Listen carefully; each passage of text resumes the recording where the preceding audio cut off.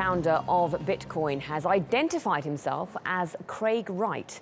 Until now, the Australian businessman had tried to remain anonymous to prove his identity.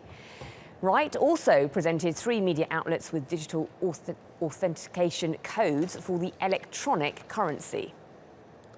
Well, Wright launched Bitcoin in 2009 under the pseudonym Satoshi Nakamoto. For a while now, people have questioned the identity of Nakamoto. Wright says he didn't want to identify himself but was forced to protect others around him who were being incorrectly identified as Bitcoin's creator.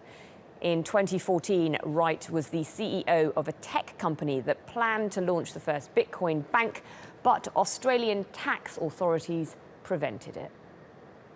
Well, TRT World's Sourav Roy joins me in the studio to discuss this. Bitcoin long had this sort of nefarious undertone, didn't it? It was associated with some sort of dodgy dealings, as it were. Why now has he decided to come clean? He said he wanted to protect others, but it seems a bit of a slow kind of move, doesn't it? Well, to start with, Bitcoin was, like any other innovation, is an innovation that was meant to do good, and it was started to bring a kind of a transparency in an electronic dealing when it comes to currencies. But then, yes, it fell into wrong hands and it was used for surreptitious purposes. So it wasn't innovated for the purpose of using it as a cryptocurrency for bad purposes. When it comes to Wright, I think Wright has now come out in the open, not because he wanted to, but because he was forced by people around him, his family, his friends, people who collaborated with him, because it had come to a point where the media was plaguing and hounding him and people around him. And as Wright says, he's not seeking any kind of fame, he's not seeking any name, he doesn't want any rewards, any money, anything. He just wants to set the record straight.